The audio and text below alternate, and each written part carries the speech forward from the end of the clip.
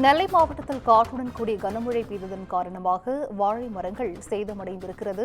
இதுகுறித்த அண்மை செய்தியை பார்த்து வருகிறோம். கூடுதல் விவரங்களை செய்தியாளர் சிவக்குமார் வழங்கிட கேட்கலாம். சிவக்குமார், வணக்கம். காற்றுடன் பெய்த கனமழையால் வாழை மரங்கள் சேதமடைந்திருக்கிறது. இது குறித்தான் முழு விவரங்கள். அதாவது கடந்த 2 தினங்களாக நெல்லை மாவட்டத்தில் பார்த்தீங்கன்னா பல்வேறு இடங்கள்ல அதி கனமழை பெஞ்சிட்டு இருக்குது. அணைகளோட நீர்வரத்து அதிகரிக்கிற ஒரு சூழ்நிலையில நகர் முழுவதும் மாவட்டம் முழுவதுமே ஒரு பலத்த காற்றுடன் கூடிய கனமழை பெஞ்சிட்டு இருக்குதுங்க.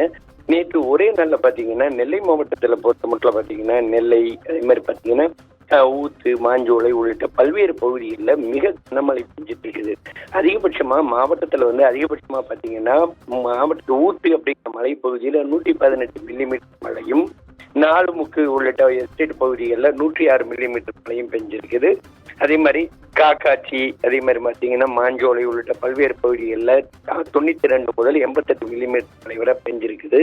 சராசரியா நேற்று ஒரே நாள்ல 723.60 மில்லிமீட்டர் அளவுக்கு மழை பெய்த சூழ்நிலையில மாவட்டத்தின் பல்வேறு பகுதிகளில் பலத்த காற்று ஒரு சூழ்நிலை காணப்பட்டது. இதனால திருநெல்வேலி மாவட்டத்தோட உட்புற பகுதியான மேலத்தேவல், சொக்கலிங்கபுரம், பிராஞ்சேரி, கோபாலபுரம் உள்ளிட்ட பகுதிகளில் இன்று அதிகாலையில மிகவும் பலத்த காற்றுடன் கூடிய மழையானது பெஞ்சிருந்தது. இதனால பாத்தீங்கன்னா ஏறத்தாழ 1.5 லட்சம் வாழை மரங்கள் அடியோடு சாய்ந்து சேதமடைஞ்சிருக்குது. ஸோ இந்த 1.5 லட்சம் வாழைகளும் கிட்டத்தட்ட அறுவடைக்கு தயாராகக்கூடிய பருவத்துக்கு முந்தைய பருவம், அதாவது இன்னும் ஓரிரு மாதங்கள்ல அதோட அறுவடை துவங்கிரும். அந்த சூழ்நிலையில தற்போது கிடைத்த அந்த பலத்த காற்று காரணமா இந்த வாழை மரங்கள் அடியோடு சாய்ந்து சேதமடைஞ்சிருக்குது. சேதமடைஞ்சதுனால இந்த விவசாயிகள் மிகவும் பாதிக்கப்பட்டதோடு இல்லாம தங்களுக்கு உரிய இழப்பீடு வேணும் அப்படின்னு சொல்லி கோரிக்கை வைக்கிறாங்க.